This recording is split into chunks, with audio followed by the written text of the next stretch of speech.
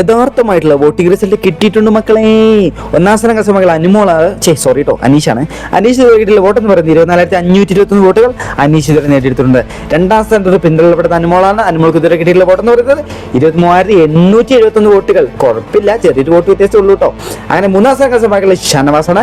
ഷാനവാസ് ഇതുവരെ കിട്ടിയിട്ടുള്ള വോട്ട് എന്ന് പറയുന്നത് 22,678 വോട്ടുകൾ ഷാനവാസ് ഇതുവരെ നേടിയെടുത്തിട്ടുണ്ട്. എനിക്ക് ഉറപ്പാണ് ഷാനവാസ് കയറത്തില്ല, ഷാനവാസ് മൂന്നാം സ്ഥാനത്ത് തന്നെ നിൽക്കും. ഇറങ്ങത്തില്ല, ഷാനവാസ് മൂന്നാം സ്ഥാനത്ത് നിൽക്കും. നാലാം സ്ഥാനം കരസ്ഥമാക്കള് നൂറയാണ്. നൂറൊക്കെ ഇതുവരെ കിട്ടിയിട്ടുള്ള വോട്ട് എന്ന് പറയുന്നത് 20,425 വോട്ടുകൾ നൂറ് ഇതുവരെ നേടിയെടുത്തിട്ടുണ്ട്. 1, 2, 3, 4 അഞ്ചാമത്തേലെടുത്തത് അഞ്ചാം സ്ഥാനം സമയത്ത് അക്ബറാണ്. അക്ബറിന് ഇതുവരെ കിട്ടിയിട്ടുള്ള വോട്ട് എന്ന് പറയുന്നത് 19,787 വോട്ടുകൾ അക്ബർ ഇതുവരെ നേടിയെടുത്തിട്ടുണ്ട്. കുഴപ്പമില്ലാട്ടോ, നല്ല മുന്നേറ്റം തന്നെയാണ്. അക്ബർ നല്ല കയറ്റം കാണുന്നുണ്ട്.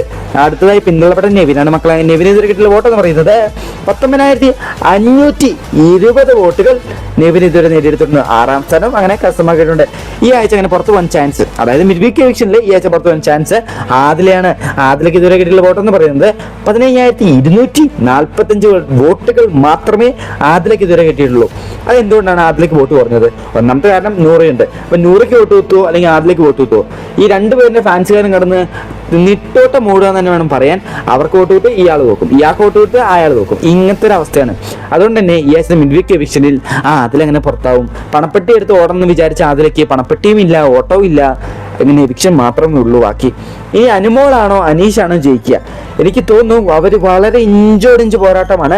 അതിനോടൊപ്പം തന്നെ അക്ബറും നെവിനും വളരെ ഇഞ്ചോടിഞ്ച് പോരാട്ടം. ഷാനവാസും നൂറയും തമ്മിൽ ഇഞ്ചോടിഞ്ച് പോരാട്ടം. ഇതിൽ ആര് വിജയിക്കും ലാസ്റ്റ് വരെ കാത്തിരുന്ന് കാണാം. വോട്ട് ചെയ്തിട്ടില്ല എന്നുണ്ടെങ്കിൽ മറക്കാൻ ജിയോ ഹോട്ട്സ്റ്റാർ എന്ന് പറഞ്ഞ ആപ്പിൽ ചാടി ചാടി വോട്ട് ചെയ്യണം കേട്ടോ. പിന്നെ ഇതുപോലത്തെ കൂടുതൽ അപ്ഡേറ്റ്സിന് വീണ്ടും നമ്മളെ കാണണ്ടേ? അതുകൊണ്ട് സബ്സ്ക്രൈബ് ചെയ്ത് ലൈക്ക് അടിച്ച് കൂടെ നിൽക്കുക.